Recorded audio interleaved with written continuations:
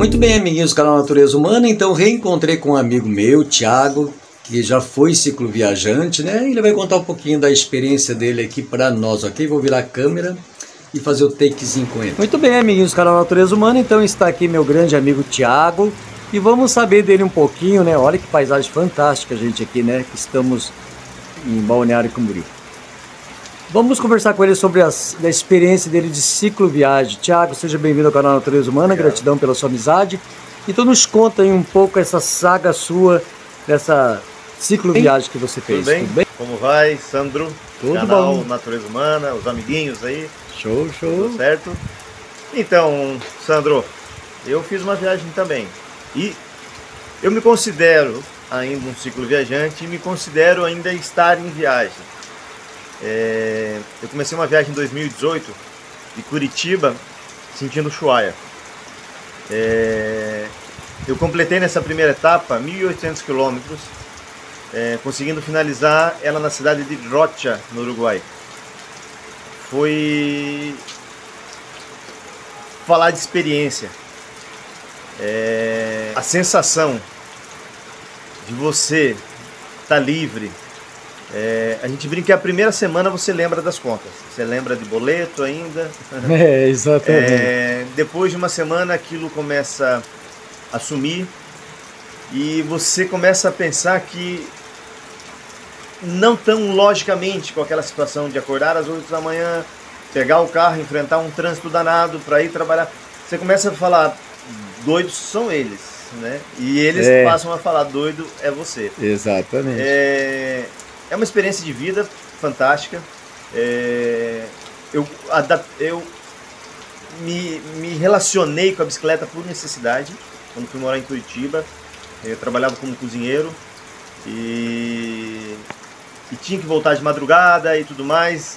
E o ônibus, ele te limita horário, ele te limita várias coisas, ele te limita a ter que estar numa sardinha, enlatado. Então a bicicleta entrou. Comecei com uma bicicleta comum, então se você está começando a pedalar, foi assim. Eu acho que é o primeiro processo, você tem que ir com uma ferramenta dura mesmo. A partir do momento que você fala, legal, essa ferramenta é bacana, eu gostei dela, aí você investe numa bike maior. Vejo muita gente investindo já em bikes caríssimas de arrancada. Não precisa, e né? às vezes usa 2, 3 vezes ela vai ficar parada. Então, verdade. Se está acontecendo isso com você, pare um cicloviajante, dê a sua bicicleta para ele. Quantos quilômetros você fez essa viagem? Tem noção? Essa viagem deu um total de 1.800 quilômetros em 30 dias, uma média de 70 quilômetros por dia. Eu comecei ela descendo a 376, né? Sim. Engraçado, essa BR eu já tinha feito ela milhares de vezes, né? Somente de carro. Sim. Quando eu fiz essa descida de bike, eu não conhecia aquele lugar que estava passando. Eu não tinha a mínima noção da quantidade de rios que tinha embaixo daquela serra, da profundidade que são aquelas pontes talhadas ali em cima. Então, esse é uma parte fantástica do cicloviajante, é conseguir ter paciência e velocidade para observar as coisas. Observar tudo, a natureza, um bicho correndo no mato, um rio passando embaixo de você, coisa que de carro é muito rápido para você perceber, né? Então, fiz essa descida, dormi a primeira noite em Rio Bonito.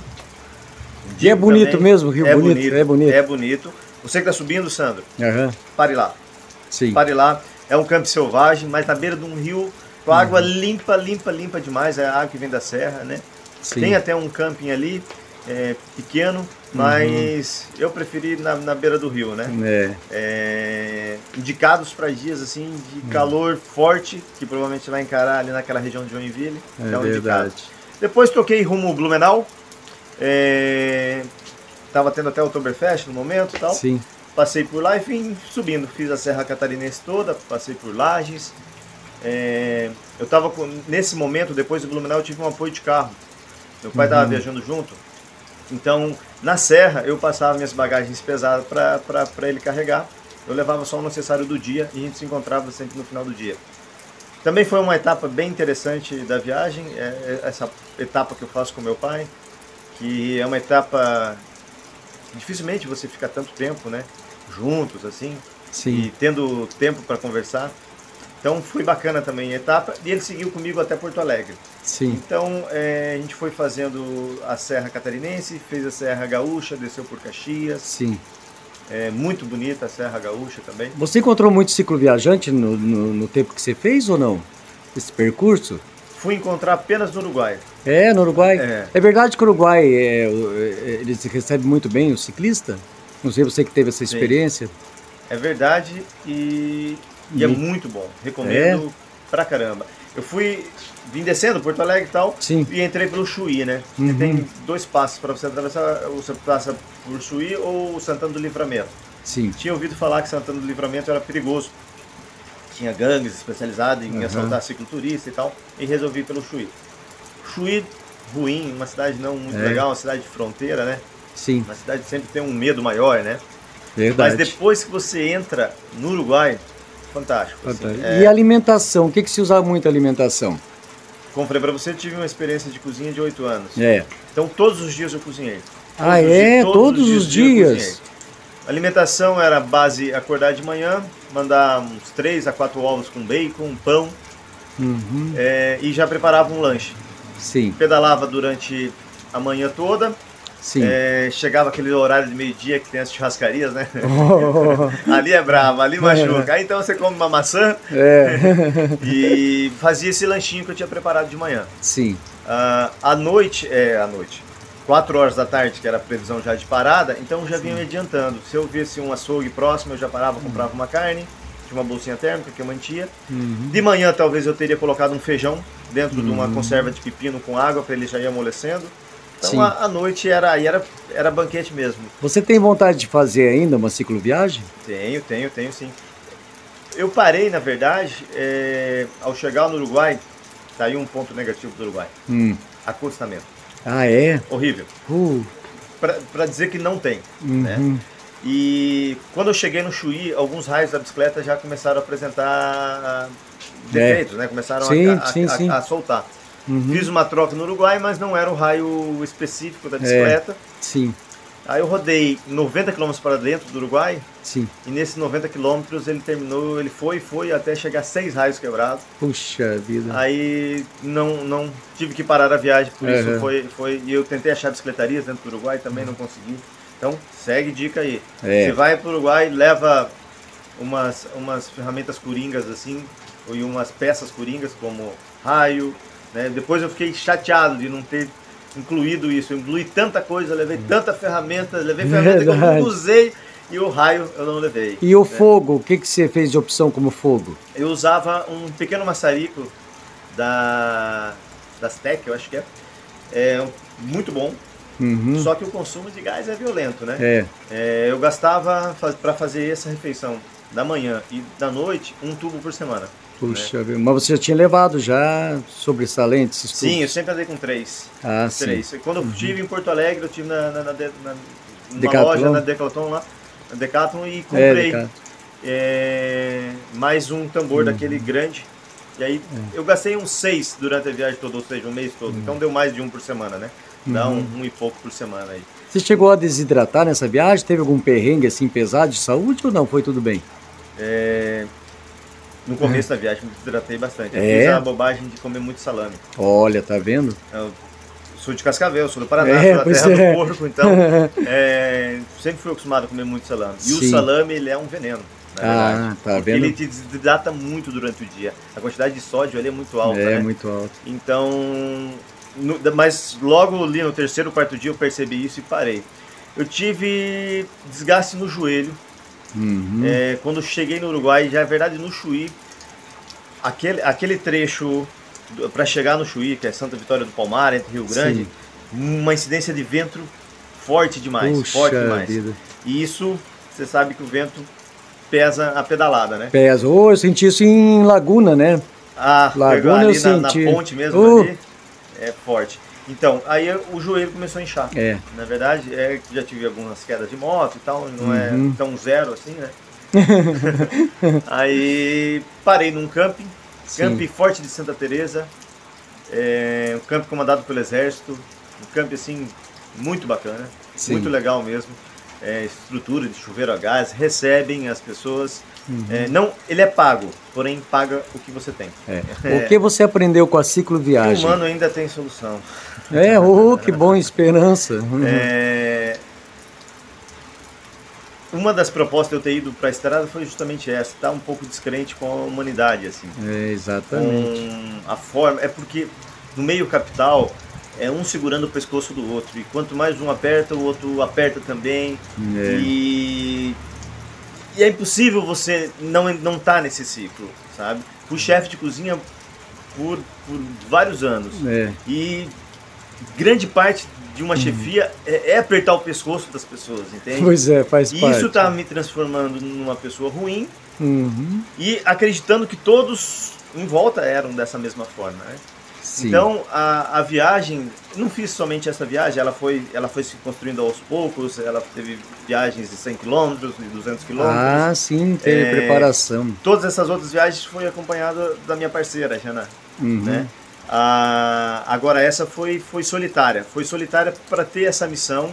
Sim. Eu também iria encarar algo que eu não conhecia, então não quis que a Jana me acompanhasse por conta disso. Sim. Você sabe que uma mulher é muito mais suscetível, né? E se fosse para sofrer com alguma loucura, eu acho que o único que teria que sofrer era que nem hoje aqui, gente, ó, com esse tempo aqui, tudo chuvoso. Você pegou muita chuva no caminho? Explica para nós aí. Não, na verdade, não. Eu ia chegando, a chuva ia passando. Olha, porque eu fui no mês de entrada de verão, de outubro para novembro. É que a minha ideia era chegar no Chuaia em janeiro para pegar o de gelo e tal, né? Então não. Mas aonde eu cheguei foi regiões bem alagadas. Teve um dia em uma cidade que eu não me lembro mais o nome, não recordo, no meio do estado de Santa Catarina, já próximo a Lages, que eu peguei uma chuva muito forte, muito forte. Inclusive danificou minha barraca nesse dia. Ela chegou a rasgar e tal. Eu me lembro que eu coloquei o facão no peito. Nossa, capaz. Porque o meu medo, eu tava na beira de um lugar mais alto, assim, tinha uns 3, 4 metros de queda. Sim. Então o meu medo era que ela me levasse para esse arrozal, e tava cheio d'água e tal. Olha só. Então eu falei, se eu começar a voar, eu rasgo a barraca e saio de dentro, né? Você foi muito pesado com a bicicleta? Muito. Você levou muita bagagem? Que nem eu, assim, uns 80 quilos. O medo, né? O medo faz isso, né? É verdade. Encontrei 2 chilenos que estavam vindo da Bolívia, se não me engano. Sim. E isso no Uruguai. Encontrei com eles e eles falando que eles tinham passado 2 vezes a cordilheira e tal. Eu falei, está aí, cadê as bagagens de vocês? Ele falou, está aqui. Era uma cestinha de compra. Olha! De cada um. Puxa vida! E o medo de morrer de frio me fez carregar muita coisa. Eu levei saco para 0 grau. Então, se fosse uma viagem para o norte do país, eu levaria metade da carga. Mas como era uma viagem para o sul, então eu tinha jaqueta, eu tinha bota para neve. Isso tudo foi deixando pesada a carga. Verdade. Então, não aconselho. Uma dica, eu não faria esse mesmo erro. Uma dica que me deram é quando você chega nesses lugares, há muito brechó com preços bons, assim. Que os gringos vêm, utilizam ali durante as férias e deixam as jaquetas para menos 20, né? Não vai levar para o México uma jaqueta de menos 20. Então acaba sendo mais fácil. Então segue uma dica aí também. Se você está viajando para um lugar frio, compre lá. E a pergunta era do peso, né? Do peso. Então eu tava com uns 35. Tava bom. O problema é que eu coloquei só na traseira também. Sim, então, isso é ruim. Tende a andar um pouco mais empinado. Muito empinado. Principalmente na subida, ela fica empinando um pouco. A bicicleta era boa, a tua bicicleta, né? Eu comprei uma bicicleta nova, e aí usei ela, sei lá, uns 5.000, 6.000 quilômetros, aí fui fazer a viagem. Então uma bicicleta tava... Você chegou a usar 5, 6 mil quilômetros a tua bicicleta? Sim. Uau! Fazia em média 40 quilômetros por dia. Nossa, você já tinha uma preparação boa, Então, como falei, a bicicleta ela entrou, né, na época da cozinha, e eu ia pro curso, do curso corria pro trabalho, do trabalho para casa. Então esse ciclo dava 30, 40 quilômetros. Eu digo que tem que ter a paciência dos 10 primeiros dias. Sim. É 10 dias. É 10 dias para o teu corpo entender que vai ser assim daqui para frente. E ele passa a se adaptar e a subida já não fica mais tão pesada quanto era antes. E aí você começa a criar graça. nos últimos momentos em Curitiba, se tu queria me ver de mau humor, era eu chegar e estar atrasado, por exemplo, do pneu furado, eu ter que ir de ônibus. Podia estar chovendo, podia estar -1, eu tenho uma foto, -1, ali no centro cívico. Sim. E que eu preferia a bike. A bike me esquentava, a bike fazia eu pensar, a bike te agita, te descarrega a grande ansiedade e fazia muito bem para mim na época da cozinha, porque eu passava 8, 10 horas em pé, então a circulação zerava, a bicicleta dava iniciativa. Quando eu passei a usar moto, eu comecei a sentir, eu tinha que chegar e botar os pés para cima em casa, enquanto quando eu estava de bicicleta isso não ocorria. Então você recomenda para as pessoas a cicloviagem, né? Recomendo a cicloviagem, recomendo a utilização de bicicleta, minha gente. Hoje nós chegamos ao ápice de 8,1 litros de combustível. Verdade. Então toma vergonha na cara. Eu fico vendo gente indo para academia de carro. Pois não faz sentido, né? Não faz. Andar, às vezes mora 5 quadras de casa, vai de carro para academia, chega lá e fica na esteira. Deixa o teu carrinho em casa, vai de a pé para academia e mata a esteira, chega lá só para fazer musculação. Mas enfim, você vê, a bicicleta é racionalizar, é ser inteligente, uma ocupação menor de espaço. Isso aconteceu em Amsterdã em 1970, quando as mães não aguentavam enterrar os filhos por acidente de trânsito. Então baixou-se um decreto que se sentia incentivo, tudo para se andar de bike. Hoje é uma das cidades que tem o melhor trânsito do mundo. As pessoas, país que utiliza o SUS, com certeza, você vai ter um ganho fantástico, assim. Tiago, é o seguinte, o canal Natureza Humana, ele é um canal voltado à cicloviagem, né? Lugares, pessoas, entrevistas, né? Que eu estou fazendo contigo. E o principal que eu acho que eu quero levar é a espiritualidade, né? Então cada um tem uma experiência de vida, você teve a sua. E o que você pensa de nós aí, da humanidade? O que você gostaria de um mundo melhor? Deixa o seu recado aí para o pessoal do canal Natureza Humana. Humanidade, tema duro. No tempo de Ucrânia, Rússia. Mas assim, foi um dos pontos que eu também procurei pensar, porque o que acontece é que a gente não pensa. Quando está num sistema que você tem que acordar às 8 da manhã e volta e passa mercado e limpa a sua casa, você não pensa, você não tem tempo para raciocinar. E uma pegada bastante legal dessa viagem foi ter ficado 30 dias podendo pensar. Exatamente. Muitas vezes eu via a viagem como uma meditação. Eu também vejo assim, Eu já vi que tem meditações de pessoas que caminham e tal. E exatamente, é uma marcha, é cíclico. Então, pensei bastante. E, como falei, tinha uma descrença com a humanidade, por tá naquela questão de um aperta o pescoço do outro, todo mundo tentando passar a perna um do outro. E na estrada, vi que há uma diferença muito grande. As pessoas, elas só têm medo. Elas só têm medo. Quantas casas chegava, batia uma palma, falava olá, pedia se podia ficar no quintal, e sempre aquele olá desconfiado no começo e tal. Enfim, deixavam. De manhã, era tchau, Thiago, volte sempre, porque a gente jantou junto, acabou conversando.